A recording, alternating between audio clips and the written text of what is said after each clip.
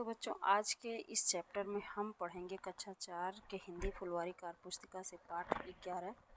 हमारा कक्षा 4 हिंदी फुलवारी कार्य पुस्तिका का पाठ 11 है बाल गंगाधर तिलक।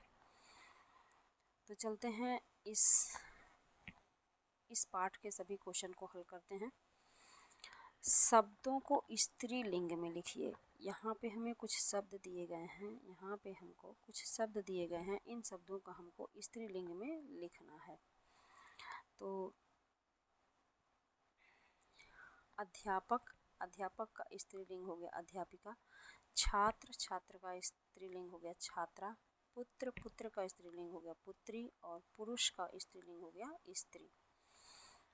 अगले क्वेश्चन की तरफ चलते हैं। क्वेश्चन नंबर 2, शुद्ध उच्चारण लिखिए।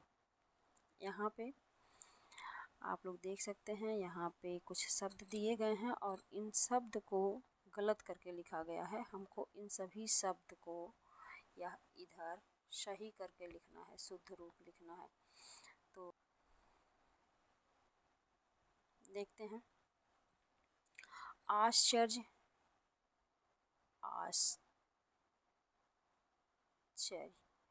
यहाँ पे या पर रा रहेगा, यानी कि आसमानी रा यहाँ पे या पे रहेगा।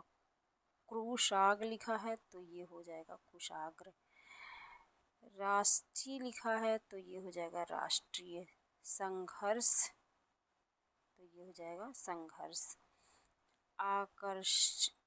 आकर्षित लिखा है तो ये है आकर्षित। रुष्ट, रुष्ट।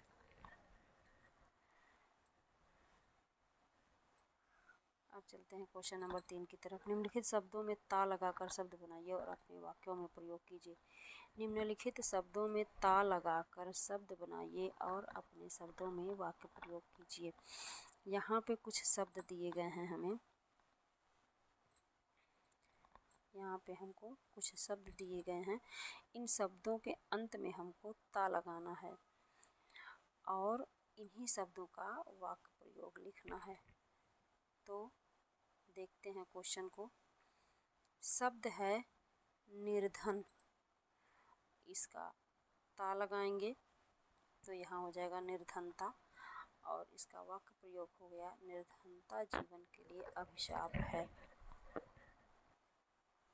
स्वतंत्र के अंत में हम ता लगाएंगे तो ये हो जाएगा स्वतंत्रता दिवस राष्ट्रीय पर्व है।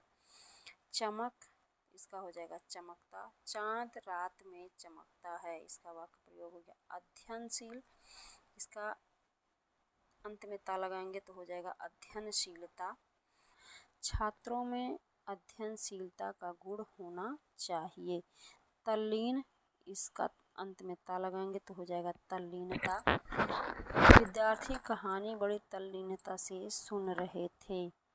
राष्ट्रीय, इसका हो जाएगा राष्ट्रीयता, यहाँ ता नहीं लगा है, राष्ट्रीयता।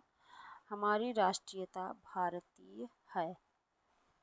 अब चलते हैं क्वेश्चन नंबर 4 देखते हैं। क्वेश्चन नंबर 4, सही कथन के सामने सही तथा गलत कथन के सामने गलत का निशान लगाइए। ये हो गया बाल गंगाधर तिलक का जन्म 23 जुलाई सन 1856 ईस्वी को हुआ था, ये सही है। तिलक मंदबुद्धि बालक थे, ये गलत है। बाल गंगाधर तिलक का विवाह सत्यभामा से हुआ था, ये भी सही है। आगे देखते हैं। तिलक ने विधवा विवाह एवं महिला शिक्षा पर विशेष जोर दिया था, ये भी। नंबर 5, नीचे दिए गए सर्वनाम शब्द का बहुवचन रूप समझिए और अन्य सर्वनामों के बहुवचन लिखिए। यहाँ पे हमको कुछ सर्वनाम दिए गए हैं। इन सर्वनाम को हमको बहुवचन रूप में लिखना है।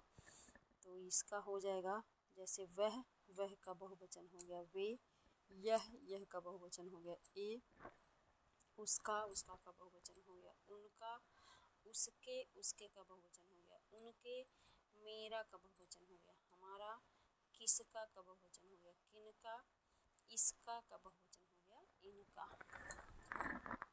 अब चलते हैं क्वेश्चन नंबर 6 की तरफ। क्वेश्चन नंबर 6, रिक्त स्थानों की पूर्ति कीजिए।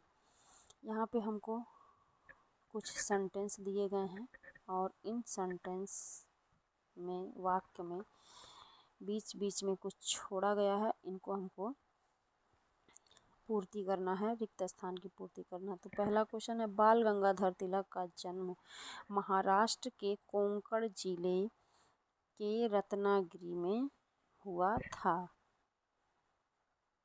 रत्नागिरी नामक स्थान में हुआ था। खा है, तिलक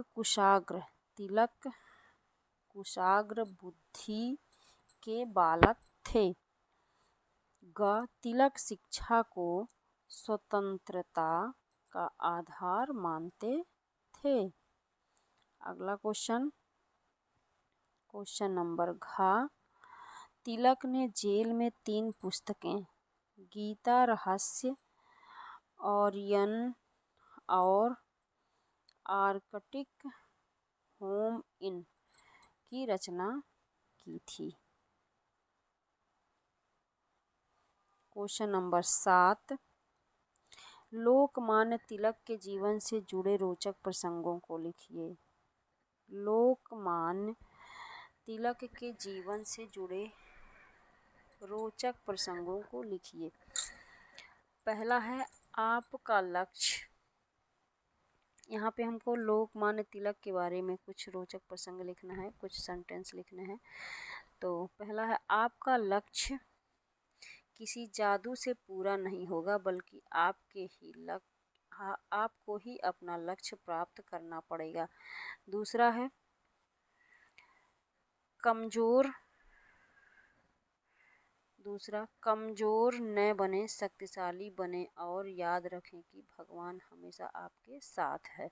तीसरा हो गया, स्वराज मेरा जन्मसिद्ध अधिकार है और मैं इसे लेकर रहूँगा। तो बच्चों, ये चैप्टर अब यहाँ पे समाप्त होता है। अब मिलते हैं नेक्स्ट वीडियो में नेक्स्ट चैप्टर के साथ। तब तक के लिए बाय बाय।